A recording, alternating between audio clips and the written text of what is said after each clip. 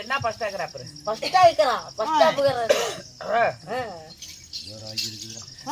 அம்மம்மா ஒரு பெண்களை கண்டால் ஒரு அழகும் ரசிக்கும் திறன் கிடையாதா? இல்ல ஐயா, வரும்போது நசீன ஒரு கிழவி கிட்ட அடி வாங்கிட்டு வந்தா ஐயா. என்னத்த பஸ்ல? என்னடா அத்தா பஸ்ஸில பஸ்ல பஸ்ல பஸ்ல பஸ்ல. சரி ஒரு பெண்களை கண்டால் ஒரு அழகும் ரசிக்கும் திறன் கிடையாதா? பாட்டு பாடணும். அப்படி என்றால் பாடல் பாட்டு பாட்டு பாடணும். கை நிறைய கண்ணாடி வளையல் தத்தம்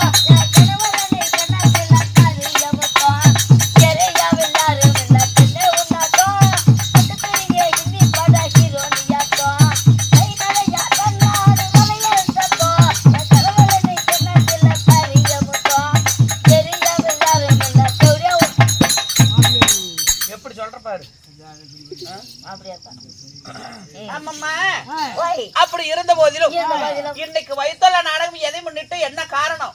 இது அரிமேல் நாடகமா? என்ன நாடகம்? அரிமேல் நாடகம். என்ன நாடகம்? அதே நாடகம் தான்.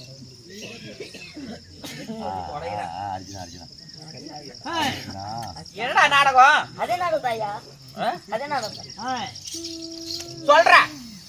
அதே நாடகம் தான்.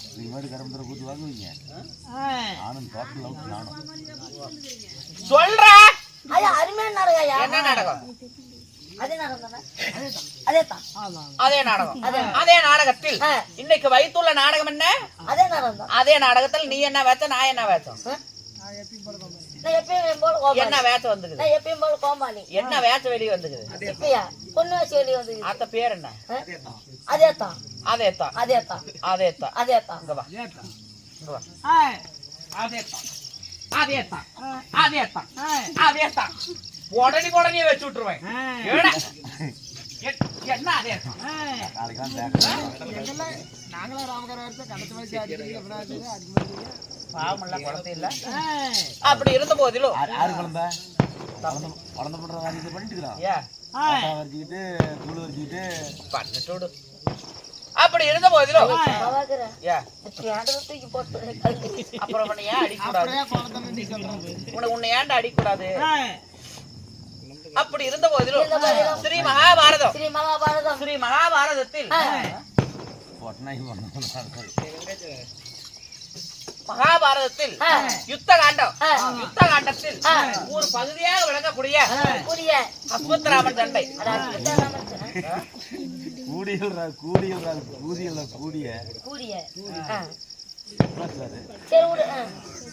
அஸ்வத்ராமன் சண்டை 18 நாள் பாரத போர் யுத்தம். அந்த பாரத போர் யுத்தத்துல யுத்த காண்டத்துல ஒரு கடைசி ஒரு அத்தியாயம். ஆமா, நான் யாரு, என்னுடைய பெயர் என்ன, என்னுடைய விருத்தாந்தங்கள் என்ன சொல்லட்டுமா?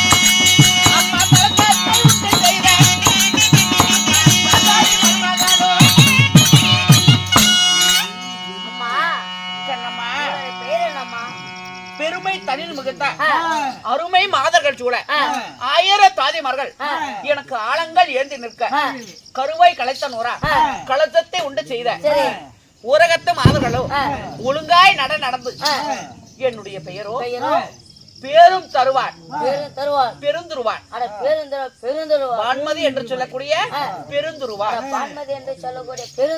உண்மைதான். பெருந்துருவாளா இருந்தாலும் அழகான பெருந்துருவாளை பெற்ற தாய் தந்தை யாரு? கண்ணம்மா, என் தாய் தந்தை யாரு?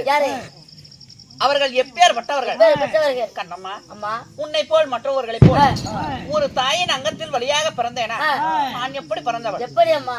என்னுடைய பிறப்பின் ரகசியம் என்ன சொல்லட்டுமா? ஏண்டா இதெல்லாம் கேக்குறிய? உங்க அப்பா அம்மா யாரு? எங்க அப்பா அம்மா சொல்ல முடியாது. அவ்வளவு சொல்லுப்பா. அப்பா அம்மா சொல்றேன். அப்பா அம்மா கேட்காத. எத்தனை பேர்னு கேளு. எத்தனை பேரு? அண்ணன் தம்பிக்கு 3 பேரு. அண்ணன் தம்பிக்கு 3 பேரு. அண்ணன் தம்பி என்னன்னு கேள்றேன். என்னடா அண்ணன் தம்பி 3 பேரு. அண்ணன் தம்பி 3 பேர். அண்ணன் தம்பியா? யாராருன்னு கேளு. சின்ன பேரு கிண்ணி, பெரிய பேரு விண்ணி, என் பேரு சுப்பிரமணிடா. கண்ணம்மா, அப்படி இருந்த போதிலும் பர்கரிசி யாகத்தின் வழியாக இந்த பான்மதியாக பட்டவள் நான் பிறந்தேன். ஒரு நாள் ஒரு தூரத்துல பர்கரிசி முனிவனாக பட்டவர் ஒரு புத்திரகாமிஷி யாகத்தை செய்தார். அப்படி யாகம் செய்யும் பொழுது அந்த யாகத்தின் வழியாக இந்த பான்மதி என்று சொல்லக்கூடிய பெருந்துருவாள் நான் பிறந்தேன். உண்மைதான். சரி அம்மா. அம்மா, நான் பிறந்து கண்ணம்மா எந்த நாட்டு அரசரை மாலையிட்டேன். அவர் எப்பேற்பட்டவர் உனக்கு தெரியுமா? இல்லம்மா, சொன்னா தெரியுமா? சொல்லாத வார்த்தை சொத்து போட்டால இருக்காது. அதனால என்னுடைய கணவர் யாரு? அவர் எப்பேற்பட்டவர்? கண்ணம்மா, அதை நினைத்தால் சக்கர பந்தலிலே தேன் மாறி பொழிந்தால் எவ்வளவு ஒரு தித்திப்பாக இருக்குமோ அது போல இருக்கிறது என் ஆவாகப்பட்டது. சரி கண்ணம்மா, என்னுடைய கணவர் யார் தெரியுமா? யாரம்மா?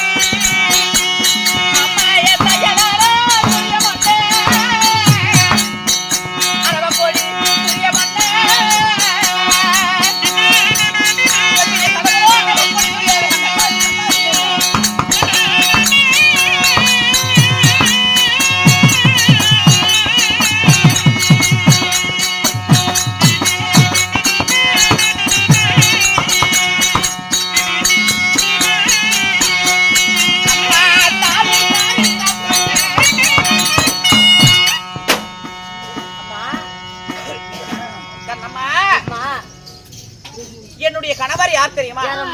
என்னுடைய கணவரோ டெல்லி அஸ்னாபுரத்தை ஆளக்கூடிய அரவக்கொடி துரியோதன மாமன்னன். துரியோதன மாமன்னன். ஆமா. சரி. அப்படி துரியோதன மன்னனை திருமணம் செய்து கண்ணம்மா என்னுடைய வாழ்வில் நடந்த சோதனை என்ன தெரியுமா? என்னம்மா? அம்மா கண்ணம்மா அம்மா என்ன பிரியாவா?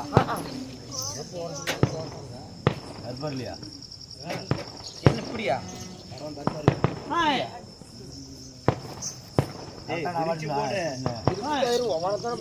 இதோ நேற்றைய தினத்துல கண்ணம்மா என்ன நடந்தது தெரியுமா? 18 நாள் பாரத போர் யுத்தம். அந்த பாரத போர் யுத்தத்துல பாண்டவருக்கும் கௌரவருக்கும் நேரிட்ட போர். அந்த போரில 18 நாள் பாரத போர் யுத்தத்துல நேற்றையோடு 18வது நாள் சண்டை முடித்து விட்டது. அந்த 18வது நாள் சண்டையில கண்ணம்மா என்னுடைய கணவருக்கு என்ன நடந்தது தெரியுமா?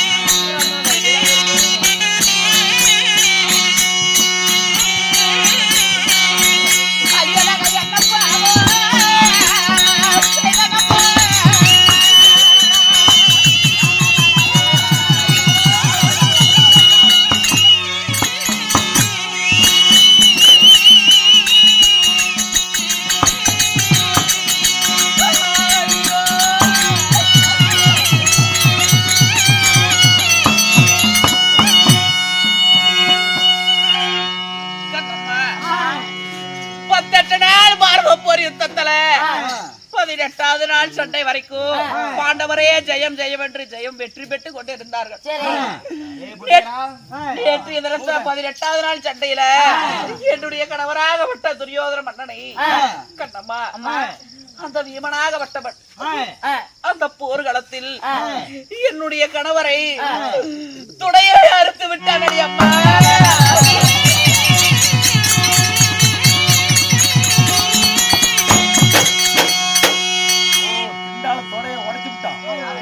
நேற்றைய தினத்தில் என்னுடைய கணவர் இடத்துல சொன்ன போருக்கு போகும் போதே வேண்டாம் சாமி, நம்மளுடைய சேனாதி சேனை எல்லாம் ஆண்டு மடிந்து விட்டது.